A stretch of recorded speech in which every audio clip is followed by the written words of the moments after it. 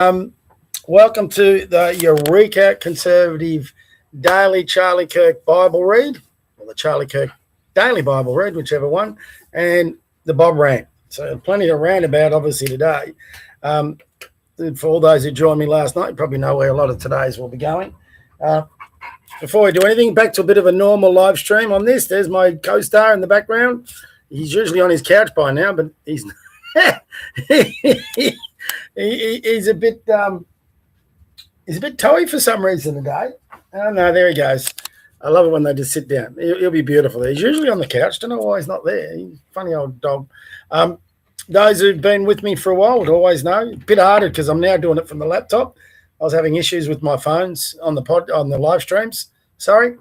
But we will keep giving you, as best I can, some imagery of the bay. There's Port Phillip Bay, blue skies, very blowy, very choppy. I don't know whether you can see that down there, whether I've got it. I'm sort of doing this blind. I can see it on the camera, but not the laptop.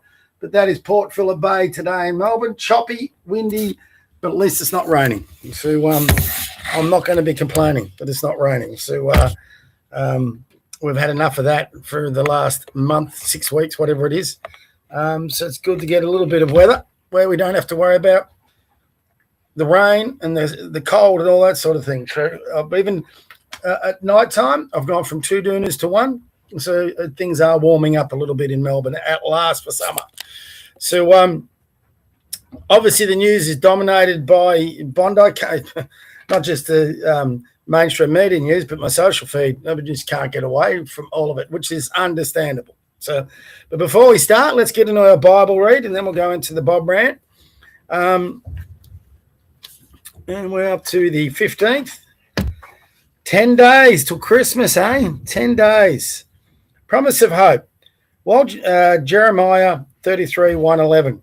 While Jeremiah is in prison, the Lord tells him about the certain defeat of Jerusalem and its subsequent rebuilding, which will be a time of joy.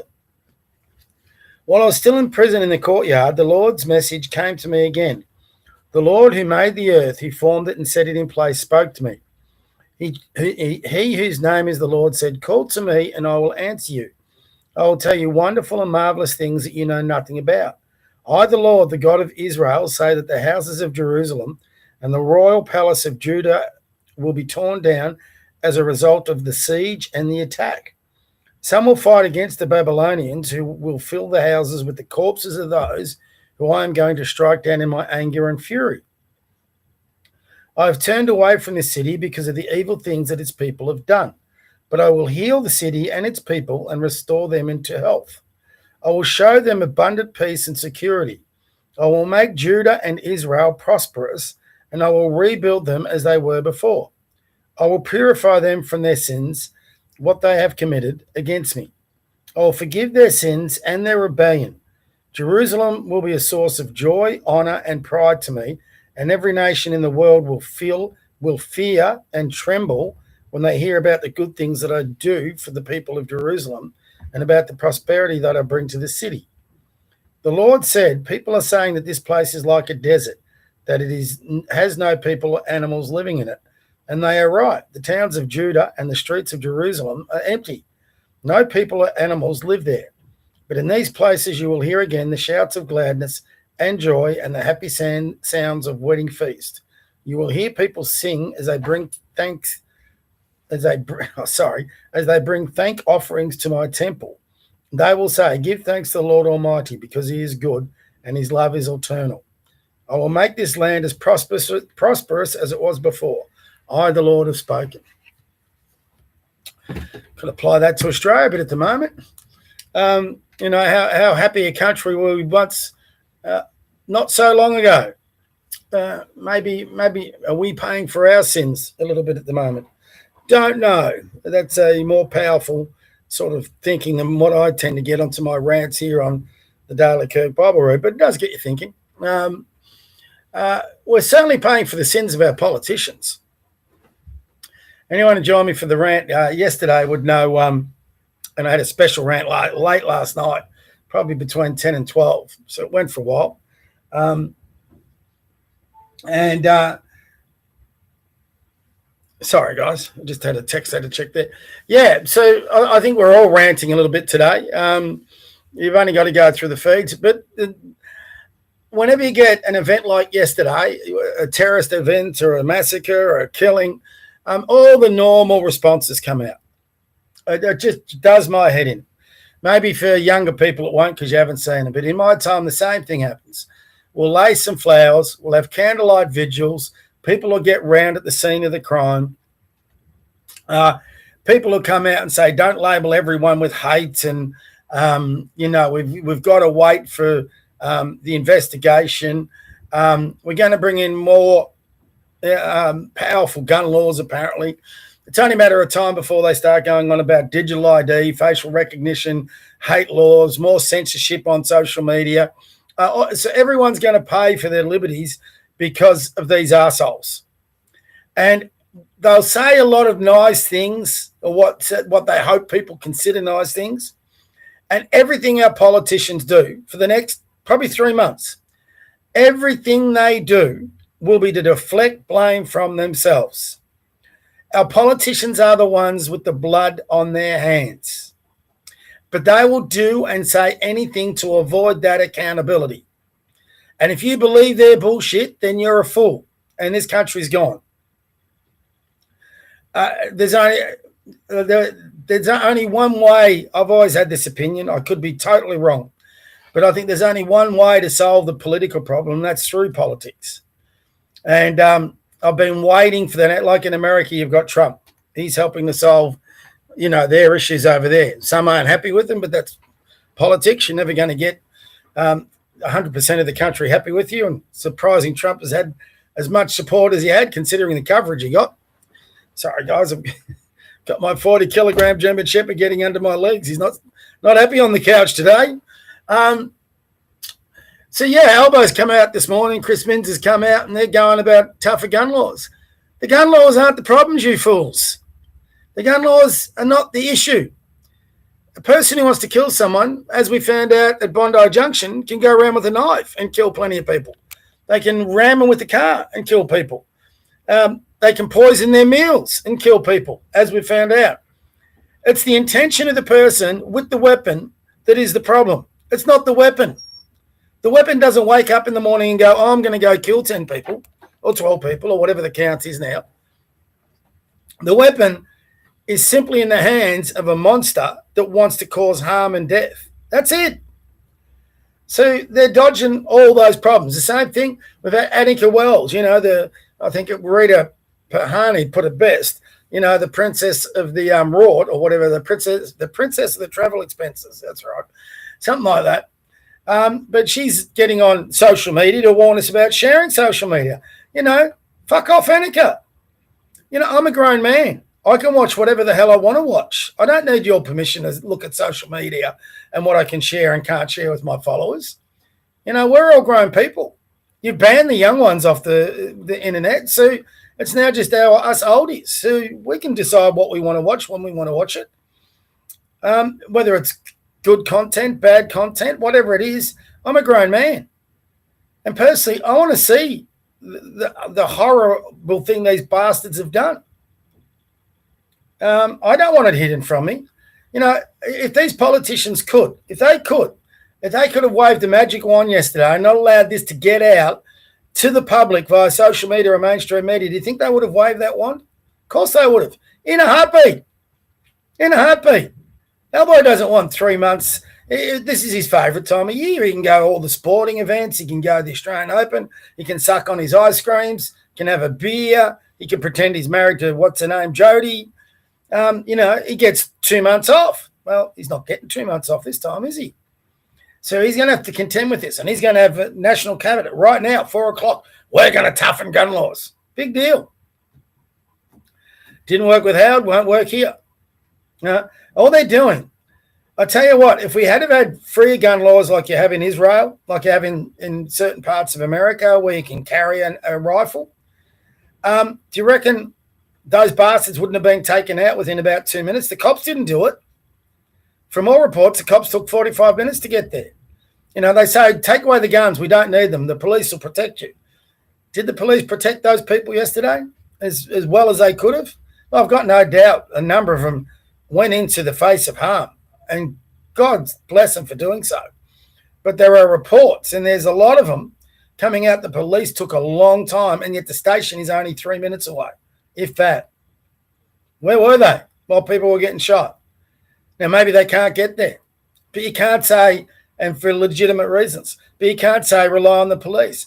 If 2 people had carried a weapon with them yesterday that could have taken those 2 out, how many lives would have that saved? Maybe that rabbi who got shot in the head would still be with us. Maybe that 10-year-old girl that lost her life at such a young, precious, innocent age would still be with us. So, our politicians want to go to the guns. And then they'll go to social media. And then they'll go, well, we've got to be able to stop this. Susan Lay's onto it. Let's recall Parliament and pass new laws. What do you think those laws are going to be? Tougher gun laws, hate crimes will come in. And what are the hate crimes done in America? In England? Well, now you can't pray outside an abortion clinic. You'll go to jail. The hate laws won't impact on the Muslim community because our politicians are too gutless to take them on. That will impact on other faiths, the Jewish faith, the Christian faith, all those faiths that go around. So, and they're all, everyone's now, I'm waiting for some clarity on this. And I don't care whether the guy that disarmed that shooter yesterday was a Christian, Muslim, atheist, Buddhist, whatever. Good on him. He deserves an Australian of the Year award. Good on him. I'm not saying all Muslims are bad. I'm saying the bad Muslims are assholes. They're as bad as you can get.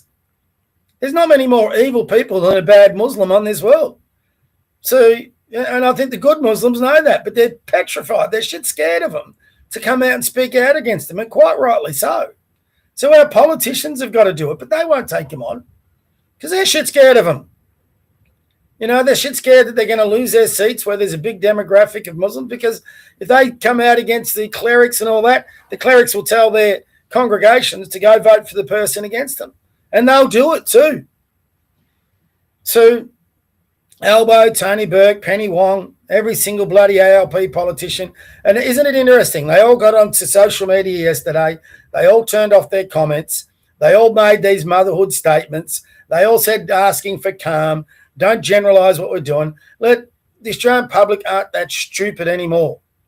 As soon as this was an attack, and you got all the pro-Palestinians one, I had one on my feed this morning trying to say that this was an attack on the Jewish community. It was a Hanukkah event, you dickhead. He's trying to say there was all multiple nationalities. There's vision of one of the gunmen waving other people off, probably because he thought they weren't Jewish, who can continue shooting Jews. I mean, how much more evidence do you need? What part of our community hates Jews more than the Islamic radical part? They've been going on for 2 years about wiping out Jews from the river to the sea. When we talk about hate laws, they never talk of that. Ask one of these pathetic politicians, especially on the left side, is the river to the sea a hate crime? It should be. If they can send an NSN type back to South Africa because he stood in front of Parliament dressed in black with other NSN members, didn't say anything, didn't do anything, didn't write anything on social media, but he got deported by Tony Burke. The same arsehole is letting ISIS brides in, no debate, in total secrecy. If it wasn't so serious, it'd be laughable. But that's where we are in Australia. So, people have got to get on and air their opinions. And, Australians have got to wake up and vote these bastards out on both sides. I listened to Pauline Hanson today, and I'm now all on board with Pauline, unless the Liberals do something drastic. I've had my reservations about Pauline and One Nation, not so much in what they believe, but if they got into government, what could they do? That really concerns me, still does. But you know what? They're the only party that has any chance of getting seats that are against renewables and this bloody climate change con. They're against mass immigration. They're not against immigration, mass immigration. They respect the rights of people to come here as long as they embrace our flag and our culture. That's all it is. Nothing wrong with that. They're against the rights. They're against a whole bunch of things that as a conservative I believe in. And then you got Susan Lay. Well, let's bring back Parliament and pass new laws. Piss off, Susan. Seriously, we don't need new laws. We've got plenty of laws, plenty of them. Let's start coming up with a framework to start deporting bastards who hate our country. Let's come up with some framework about making people who hate our country not be able to sit in our parliaments and spread their hate. You've got a few in there. How do we get them out? Is it just the politics? Well, that's not going to work. So if that's not going to work, you've got to find another one. Come up with some policy that unites this country and makes us all safer so we can go down the beach. I live meters away from a beach.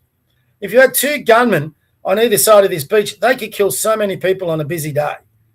They'd get them in a crossfire here. So what's to stop this happening again? Nothing. Pass all the gun laws you like. You don't think these bastards will get their hands on guns or they'd find a different way to attack? Of course they will. And it's concerning that they only got away with half their attack yesterday. Yeah, they had the rifles and the ammunition, all that. But what about the bombs, the IED bombs they had planted in cars? If they'd have gone off, a lot more would have been dead. So gun laws aren't going to cover that. So until you actually address the real core problem, and whether you want to say it or not, the problem we've got is an Islamic problem. Radical Islamists are in our country. They are scheming, they are planning, and they are plotting.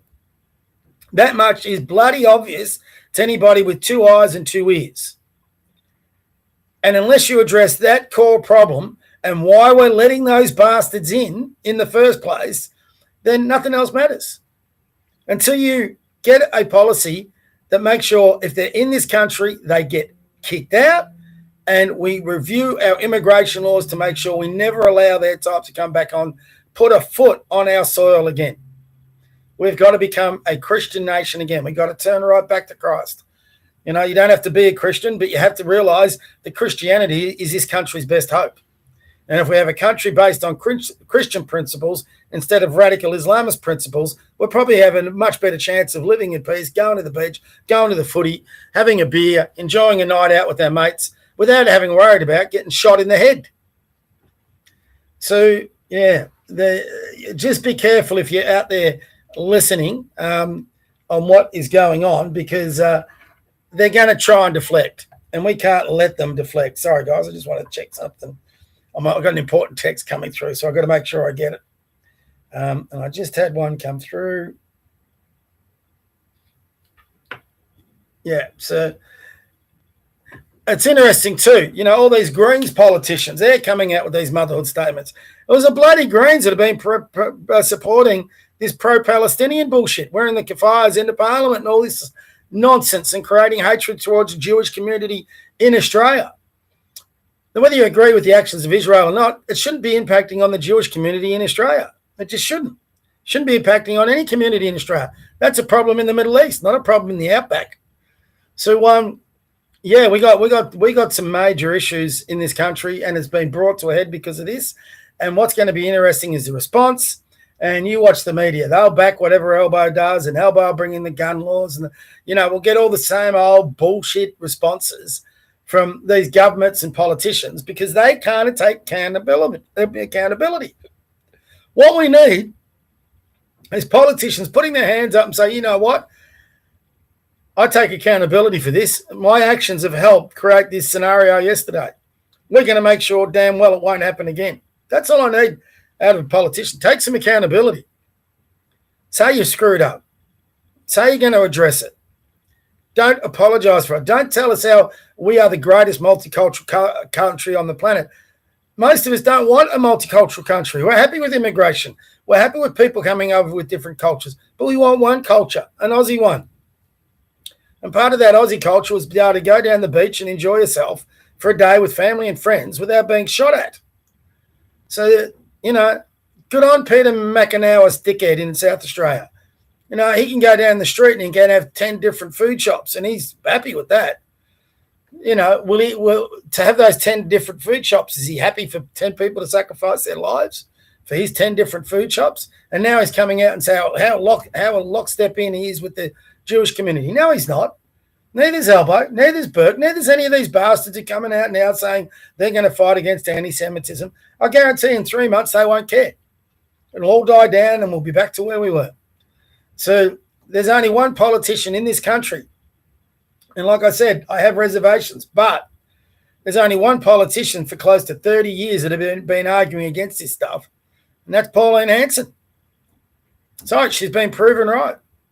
We all knew she was right, but she had the courage to come out and say it. She had the courage to cop all the flack from the media, the politicians, everybody, and she's been proven right. So at this point, I'm all to go with Pauline. More Liberals jump across to her. So the only way I can see, and I don't know whether even that's enough, that the Liberals can get themselves out of the mess they've put themselves in, because they're a bunch of dickheads, is to get people like Andrew Hastie and Angus Taylor in leadership positions ASAP, like straight away. I mean, at least if we had an ex-army veteran, a SAS veteran, in charge of the Liberal Party, and he's spoken against mass immigration, so is Jacinta Price. You need to get those people at the forefront and working. They don't have to join One Nation, but they can at least work in some sort of alliance with One Nation, a coalition, if you will, and start giving us a real conservative alternative in the next election. There won't be any early elections. Albo's not going to call an early election. The governor's not going to dismiss him. They should. He should. Albo, if he had any decency, would resign right now. It's his lack of leadership that has led to this. He won't. We know he won't. He won't fire Tony Burke. He won't fire Penny Wong. No one will be held accountable. They'll just bring in new gun laws and say, look how good we are. Look what we've done. Until the next event. And then we'll go through the same old cycle again. The motherhood statements, the prayer vigils, the candlelit things, blaming anything but ourselves. It's just Groundhog Day. It'll go on again. So we either get behind someone like Pauline Hanson, Bob Catter. God, he put out a good statement. I listened to Pauline this morning, magnificent. I listened to Hastie today, fantastic. So we've got to get behind the politicians in our politics who are speaking out against this shit. Simple as that. Got to find them, got to support them, got to back them, and we've got to get the arseholes out of our parliament. We've all been too laid back and let these pricks get in. No more dividing the centre right. No more playing the stupid preference games. Don't listen to bloody Topher Field and his marbles video again. We've got to get the left out of government. That's simple. However we do it. Whether it's One Nation, whether it's the Liberals getting their shit together, whether it's a coalition of all the centre right, it's time for them to put down their swords and create a unified front to get rid of the ALP and the Marxists in our government who are the apologists for this bullshit. And they're doing it now. Read their tweets right now. And God bless the guy that saved them. But they're using that man's courage now to try and say, oh, not all Muslims are bad. So they're trying to use that to cover over the fact that there was two Muslims with two high-powered rifles shooting people willy-nilly on the beach and trying to make out that the Muslim problem is not a problem. Because look at the guy that saved him. He was a Muslim. I would like that clarified because there's a lot of people on social media saying, hold on, he wasn't a Muslim. He was actually a Lebanese Christian, a Maronite Christian, I think they call him. So what is he? Is he actually a Muslim or are we being bullshitted again? So there's going to be a lot of bullshit flying around. So I've got access to social media because God knows before they come to that with the adults, while we've got access to that, and you watch the E-Safety Commissioner, she will start taking down all sorts of stuff off the media, or trying to at least, like she did with that, was it the priest or bishop who got stabbed in the eye?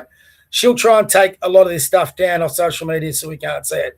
So get on it, scroll through it, figure out what you think is right or wrong before they take it down, and then they can have their controlled messaging through the mainstream media because that's what they'll get to. That's where we'll get.